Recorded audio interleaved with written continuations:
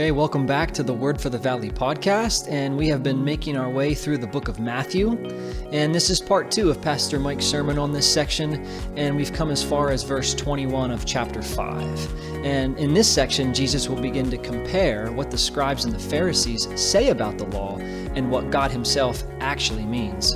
Let's jump back in with Pastor Mike as he continues teaching at chapter 5, verse 21.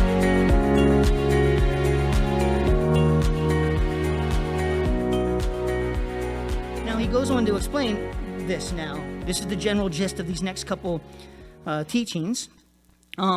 He's going to go on to explain how the scribes and Pharisees turned the law of God into an external command that could be measured and kept by man, whereas the law is actually a spiritual matter that focuses on the heart and that is in some ways impossible for mankind to keep, that would prove to us that we need a Savior. Okay? So he's playing off of what he just said there in regards to the righteousness of the scribes and Pharisees. You have heard in verse 21 that it was said to those of old, "You shall not murder. And whoever murders will be in danger of the judgment." A couple things here. You've heard that it was said. He does not say you've heard that it was written. Again, he's not drawing a comparison between the Old Testament law and the New Testament interpretation. It's not what he's doing. What he's doing is drawing the comparison between what the scribes and Pharisees say about the law and what it actually means from God himself, and then is fulfilled in the New Testament, okay? So the comparisons, the contrast is not between old and new. It's between scribes and Pharisees and Jesus. That's the contrast that he's drawing. So you've heard that it was said now to those of old, "You shall not murder." Important point. King James says, "You shall not kill." It's a bad translation. It's not what it means. Not all killing is murder, okay? There's certain things. There's a groundhog back here. I was talking with my neighbor the other day, giving them full permission to use their .22. Now, you put a silencer on it, would make sure there are no cars in the parking lot, you know, that kind of thing. But go ahead, take the baby out, because he's going to do damage. And to me, that's not an injunction against this. Now, it might be an injunction against the local ordinances, but if I didn't pull the trigger, it's not my problem. So I give you permission to break the law, but whatever. But here, not all killing is murder, right? The Lord, obviously, in the Old Testament, sent the Israelites into battle on numerous occasions. Killing there, not murder. Killing, in regards to a just war, needs to happen, should happen, will happen, and it's okay. In regards to capital punishment, people want to make the case, well, God said, don't kill, don't murder. That's not what he says. He actually says that justice requires blood for blood. Justice requires an eye for an eye and a tooth for a tooth. The justice requires that. Now, not for us. We don't get to be judge, jury, and executioner, right? But in regards to government, you can't maintain government without the right of capital punishment. It will begin to devolve and break down. So in regards to capital punishment, there will be time for it. Again, if it's just and right and these kinds of things, that it would actually have to happen. He's not saying that these things are bad. So therefore, not all killing is murder. What he's talking about is the unjust taking of another life. That's what murder is, the unjust taking of another life. And he says, whoever murders will be in danger of the judgment. That's what we've heard. But now Jesus comes along and says in verse 22, and again, this is stunning, "But I say to you that whoever is angry with his brother without a cause shall be in danger of the judgment." What Jesus does when he comes along here is he begins to equate internal emotions, feelings, and actions. He begins to equate these with the outward forms that are resembled in the law. So he says, listen, you've heard that it said to not murder. And he's going to come along and say, listen, anger is just as bad. So if you've ever been angry in your heart towards a brother, then you have, as the Lord sees it, committed murder. And therefore, then we are all deserving of judgment. That's exactly what the law is supposed to do. But here the standard, right, is anger. Whoever is angry with his brother without a cause. Anger here is literally this settled, deep-seated kind of malice that gets nursed under the skin. You know, in life, there are two different kinds of angry people, right? There's the violent, external, explosive type of person. That the moment they get angry, the world knows it. Because they have thrown something, kicked something, punched holes in sheetrock somewhere. The whole world knows it. Now, for an explosive type of anger, that kind of person, right? They do a lot of damage to everybody else around them. But in some ways, they help themselves out greatly. To get that anger out, they release it from themselves. They don't have to worry about it anymore. And you'll actually notice that type of person, they can literally yell in 1 minute, and like 2 minutes later, they're acting like it's all over and all done. And you're just like, are you schizophrenic? What's going on? Am I schizophrenic? I don't know how to process this, because that's not how I work with these kinds of things. I'm much more of the second type. I'd rather take something that aggravates me, sit on it for a little while until I have an ulcer. I'd rather grind under it for a while. I'd rather stew on it. I'd rather chew on it. I'd rather just let it seethe in there until it takes a whole new life. And before long, then I'm angry. The world around me they've long since moved on to something else. What's wrong with you? I'm still angry. That happened 3 months ago. Are you still like, knock it off? No wonder you're a grouch. You're just sitting on this kind of thing over and over again. And if I did that, I would die too, as it appears you're doing as well, whatever, and just kind of stewing on it. Well, it's that second type of nature, that second type of anger that he's talking about here, which oftentimes to us feels in some way spiritual. And one of the things he's saying here is nursing that kind of anger, whether internally or externally, is both wrong. You aren't any more spiritual for nursing something, sitting on it, and becoming more and more angry as time goes on. Deal with it right, handle it right, have the talk, have the things that you need to. That's what we'll talk about as we go along here. Do your best to settle it out of court, best possible. But you can't just sit on it and allow it to eventually then explode somewhere else in your life. Right? Now, obviously, we know that the person who yells and screams and says all kinds of bad words in traffic, we know that that's not good either. But this kind of anger is this more socially acceptable kind. And he says, if you're angry here, notice, with his brother. I think it's a phrase that oftentimes gets overlooked in this passage. He's not even saying here that you're angry with a stranger, or you're angry with an unbeliever, or you're angry with a pagan. This is played out in your closest relationships. In the day-to-day stuff of life. This is how you react to your kids. This is how you react to your spouse. This is how you react to your coworkers. This is not just the rare occasion where you really got torqued off by somebody that you don't even really know. That kind of interpersonal relational conflict is in some ways way easier to deal with than to deal with somebody that's very close to you. And this anger here is with a brother, and it's without a cause, which is important as we work our way down through here, that you don't accept any condemnation from this that is beyond the written text of the scriptures. Because there are times where Jesus got angry, right?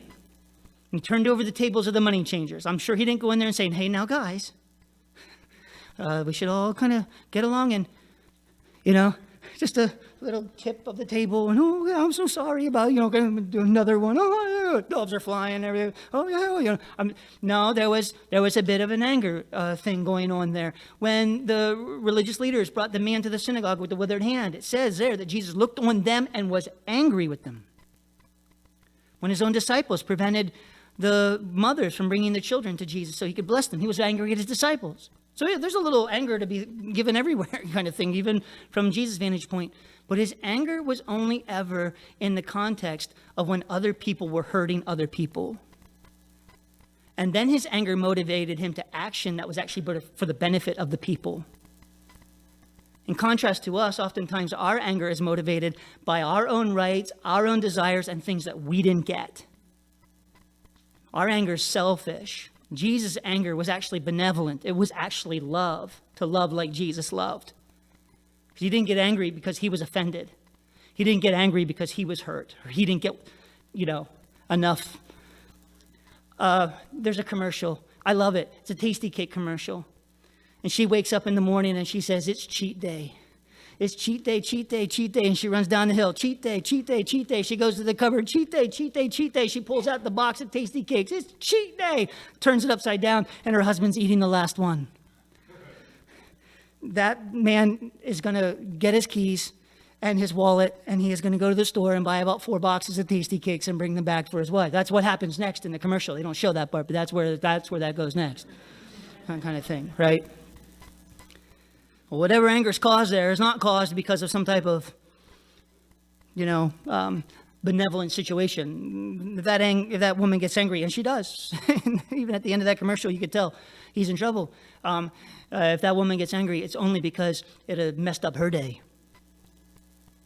And this is anger without a cause. It's not to set something right. It's not to do it for the benefit of somebody else. It's almost entirely because it offends us. It hurts us. It bothers us.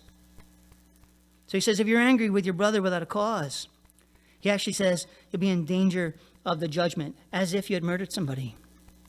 Now again, we all get captured in this.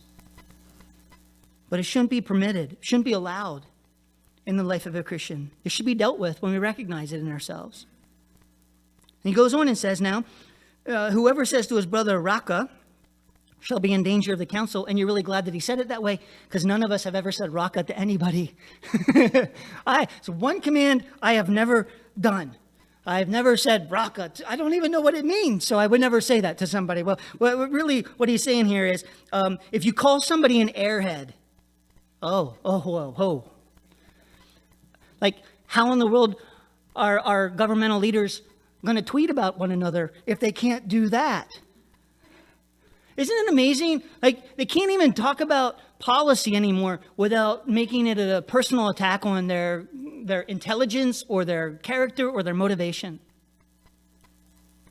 And they are actually doing this very thing. Don't do that, by the way. If you social media, don't do that. It looks silly. Don't do that.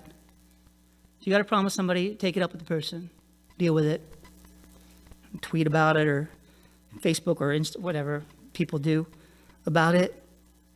But here, if you say empty head or airhead, you'd be in danger of the council, right? So if you mock their intelligence, and then whoever says, you fool, shall be in danger of hellfire. You fool, a fool in the Bible is one who doesn't know God, and one doesn't believe that there's a God. What you're saying here is, you're basically unsaved. You're an unbeliever, and you should die and go to hell. So where people actually say, go to hell. They're trying to condemn somebody and commit them to an eternal judgment apart from God. And he's saying if you do that, you'll actually be in danger of the hellfire yourself. Now, it's interesting. None of these words in and of themselves are particularly, bad. There are a couple other words I could think of and I shouldn't think of in regards to, those are the bad words. It's very interesting in how God measures this. When he says, let no unwholesome talk come out of your mouth, but only what is edifying to another. That if your conduct and speech is one that builds up, then you're walking in the Lord, you're doing things the right way. But if the conduct and speech is oftentimes something that just tears down, you're actually showing that you might not even be saved at all. This is our manner of life. It's our action. From the overflow of the heart, the mouth speaks. If you've got regeneration inside you, then it's going to come out of you.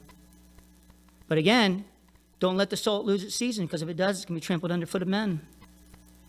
And we can start playing in the world's field a little bit and talking like the world and acting like the world and being the world in some ways and not actually living out the life of Christ in our lives if we don't nourish the right things. And so Jesus is putting this out for us. Obviously, this slays all of us in the flesh, but in the spirit, we should be growing into this a little bit. So these things are not a part of our lives, right? When we were little kids, Dwayne and I, right, we would tell on one another. And the thing in our house was like, shut up, right? We were not allowed to say shut up, which I say all the time now, but my dad will yell at me later. And kind of thing. But we would run, hey, he said shut up to me. We would actually tell on one another, like, he said shut up to me. And then hey, we got to settle this thing. But that was always like the thing. In our household, we should almost do the same thing. You said airhead to me, right? You said go to hell to me. I'm not, or a nicer way of doing that, but you're like, to make ourselves aware of how these things have crept in.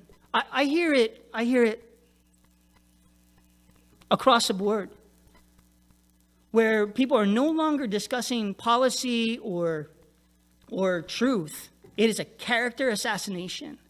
And Trump, he messed that up royally.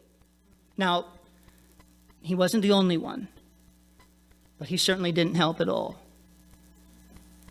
You can't even talk about policy. You can't have a governmental discussion about anything without it turning into some type of character assassination, and we're committing these very same sins. But then we're calling ourselves Christians and discounting our entire testimony in so doing. This is not how we talk about stuff. So he says in verse 34 or 23, this is how we handle this. Verse 23, therefore, if you bring your gift to the altar and there remember that your brother has something, against you. This doesn't mean that you're offended at somebody else, but it means that you have probably done something to cause somebody else to be offended at you. Probably with your mouth. Like maybe you said something like this to somebody else. You've actually transgressed these things. You've actually put somebody down. You've actually hurt somebody with your speech and with your behavior. He says then, if you bring your gift to the altar where you're going to worship, and then remember that your brother, this person that you were angry against without a cause, you remember that they have something against you. He says, leave your gift there before the altar and go your way. First be reconciled to your brother and then come offer your gift. If you realize even now that you did something to hurt somebody else, you should probably just close your Bible, leave it at your seat, go make the phone call, and then come back. Because it doesn't do really any good to try to get right with God when the glaring thing in front of you is being unaddressed. That's what John says in his 1 John letter, right? You say you love God, but you can't love your brother whom you see. He says you're deceiving yourself. He says actually a lot easier to love the person that you see, because practical self-expression of the dying to benefit somebody else is way easier with a tangible person than it is with an untangible person. Now, it's a lot easier to feel good about God than it is people, because we don't have to see God, and he's only ever kind and benevolent towards us. But it's harder to love God. It's a lot easier to love the person that you see. And if you can't do that, then you're probably not loving God at all. So to come and try to worship and leave your gift at the altar, he said, leave your gift at the altar. Go take care of what you can take care of.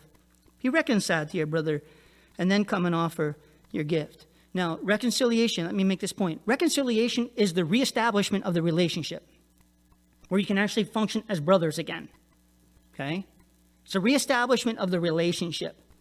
Romans tells us that we do this as far as it's possible amongst us. If there's a broken relationship in your life, it should not be your fault. You've done everything that you can to make that relationship right. Now, if they don't reciprocate, that's their choice. And you're going to have a lot of that in life if you live long enough, where people find reasons to not like you and don't want to reconcile. That's okay. But did you do your part? Did you apologize? Did you reach out? Did you give? Did you serve? Did you love? And legitimately, sincerely, honestly, from your part, did you do what you can? Right? That has to be required before even trying to get right with the Lord. Well, verse 25 then says, agree with your adversary quickly. Agree, the idea is settle. Right? Get this conflict, reconcile, get this conflict with your adversary done quickly. Now, adversary literally means against right. It implies in this context that you were right and the adversary was wrong. A lot of times people, they don't want to settle anything because they think they're right and they're waiting for the wrong person to come to them. But you know what? That wrong person is on their side thinking that you're wrong and they're right, and they're waiting for the wrong person to come to them, and therefore nobody's coming to anybody to reconcile nothing. Because they're waiting for the wrong person to make the step. No. You make the step. Even if they're wrong, glaringly wrong. Do what you can do to make it right. Agree with your adversary quickly while you are on the way with him, lest your adversary deliver you to the judge hand you over to the officer, and you be thrown into prison. Now, here's the crazy thing about the judicial system. sometimes things get turned on their heads. And if you can avoid it, stay out of even the American judicial system, if you can avoid it. Because sometimes you get in it, it's a meat grinder. It can catch all kinds of people. Sometimes come down hardest on the ones who don't really deserve it the most. They might have done something wrong. But there's way worse out there that really deserve a lot worse. But this person is the one with the public defendant. Poor guy just got out of law school and can barely put 2 sentences together. But he's paid by the county, and he's going to do the defending. And that criminal is going to get charged, whether they did it or not, just because they got caught in the system. And that's what he's saying here. You might be the right one, but you go to the judges, eventually here, you could be handed over to the officer, and then you are thrown into prison. You might have been the right one, but now you're the one in prison. So assuredly I say to you, you will by no means get out from there until you paid the last penny. So settle conflicts quickly. Settle disagreements shortly. As far as it's possible amongst you, to live at peace with all men. And if you don't, you're probably fostering anger, which in God's eyes looks a lot like murder. So deal with this. Your life and your heart. Come before the Lord. Now this slays all of us, right? It slays all of us. If you're sitting here thinking you never got angry, then on the way home, ask your wife. Or better yet, ask your kids. They probably have a running list of times when you broke these commandments, right? So we've all messed this up. Now you're a dad, but there was cause. I'm just kidding. This is different. But there was cause. You deserved it. And there's times, obviously, but we've all broken God's commandments. We've all sinned and fallen short of the glory of God. Even in what we call small things, minor things. This is why the law, when interpreted properly, can't bring righteousness. It only brings judgment. The law, when understood properly, slays us. And to some degree, we should all feel miserable as the things of our lives where we remember these stupid stuff that we did. I'm not calling you stupid. I'm calling the things you did stupid. That's different, right? But like these stupid things I did, to bring them to remembrance and have to process this and ask forgiveness where necessary and work out for reconciliation where necessary. But what it does for me is produces, right? Now I'm poor in spirit. Now I'm mourning.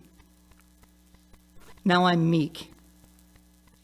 No meek person sees somebody else's faults worse than theirs. They only ever see their faults worse than everybody else's. Now I'm hungry and thirsting for righteousness. Now I'm merciful. Right? I want to settle with everybody out of court because I don't want to even get close to being in that arena. I'm going to move to be pure in heart, peacemakers, and being willing even to being persecuted for righteousness' sake. Listen, in the life of Christ and in what we're dealing with in the United States of America in 2021, and it's nowhere near done. It's nowhere near done. Listen,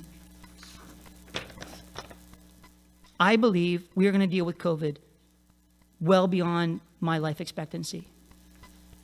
This is a new thing. It ain't going away. We're going to have to process and work through and deal with stuff for the rest of our life. And they're already getting the variants after the variant that we're dealing with now. Like the stage is all, it's coming. Life, pressure, news. Do you think somehow or another we're going to get some great president who's going to unite somehow Republican and Democrat? I just don't think so. And if in some ways you're looking for the solutions of the world to be out there, things will get better when they do this, or things will get better when this happens, you're running completely contrary to the nature of the kingdom of God. Things will be right, and will always be right, if you and I do what he wrote. Now that may mean things around us keep spinning out of control, or worse still. But it's no surprise at all that the world hates Christ. What's a surprise to me sometimes is that Christians seem to hate him just as much. They love the world. Somehow they were trying to figure out how to live longer in this world. Like that's their only goal. I want to survive the world. And if I have to lie, steal, and cheat to get it. People getting in line for the third dose of the vaccine who've already gotten two. What are you doing? It's for somebody else. You don't need three. Just knock it off. Just crazy. We need to figure out ways of getting this to other countries that haven't had the chance for the first dose. Hoard it up to ourselves. It's dangerous. Survive what? This week in my, I mentioned it on Wednesday night, I got the newsletter for Far Reaching Ministries. And they were telling about what's happening in Burma right now. This is a confession. If you gave me a map or a globe right now, I couldn't tell you where Burma is. I know it's somewhere in the east. The whole thing over there just gets really fuzzy for me. So I did pass geography, but I think I got a C on that part over there. Okay, so I passed. So, Burma, what's happening amongst Christians in Burma? The entire government is persecuting all of the villages that claim to be Christians. And they're literally sending in helicopters of their military and firebombing villages. Soldiers are going in and raping women, stealing children. What they do typically is they steal women, steal young ladies to use as sex slaves for as long as the ladies either maintain their physical composure or their mental composure. Usually one of those blows up first. And they use the ladies like that, and then they steal the young men, and they oftentimes cause the young men to do something horrid, oftentimes asking them to kill their father or their mother in front of them with a gun, so that they start to trip out, and then they become soldiers of the army that they're now being used as persecutors in. Merely for being Christians. Just for being Christians. Just for following Jesus. And we want to go to war over whether or not we should wear a mask. Like we are out of our minds. We are missing the point. In our lives, it is not about the things that are being propagated out. These are not the main things. The main things are, how can I love that person in my life who's a bit annoying or aggravating or difficult or even maybe opposed to the things that I'm believing and following? How can I love them? How can I serve them? How can I share Jesus with them? How can I give? Right? If the church just served, if it just gave as much as it talked, we'd be far better off. Just go hand out water and shut up. In the nicest way possible. You do realize that Jesus said shut up, so I feel better about that, okay? Be muzzled. I'll say it the way it's written in the Bible, then we'll feel like we're more pious. But just go do what you're supposed to do, and let the rest fall where it may.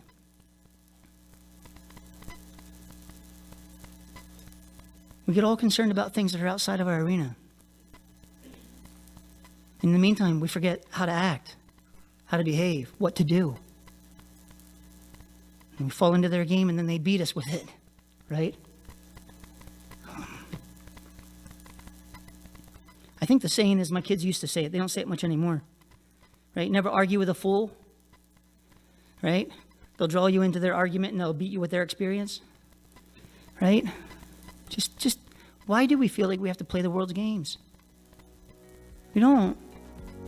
We can live to the life of Christ and fulfill his purposes in our lives and do the things he placed in front of us. And there's plenty out there just to do that. All right, we learned that the scribes and the Pharisees interpreted God's law to focus on external behaviors that would allow man to be perceived as righteous before God, whereas Jesus exposed the sinfulness of mankind by focusing the matter on the heart. For example, anger in your heart towards someone is equivalent to murder in God's eyes, therefore making man guilty before God at a heart level. All right, I hope you can join us next time as we continue to dig into this section. This is the Word for the Valley podcast. So long, everyone.